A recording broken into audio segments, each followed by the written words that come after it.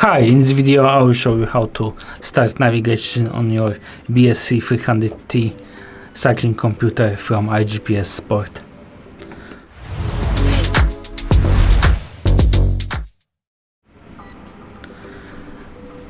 From the app main screen you need to select one of the routes,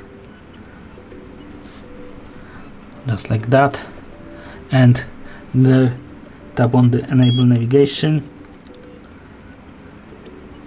and your route was sent to your cycling computer. And to start navigation you need to tap on the play, and there you are ready to ride. Thank you for watching. If you like this video, subscribe to our channel and give us a like.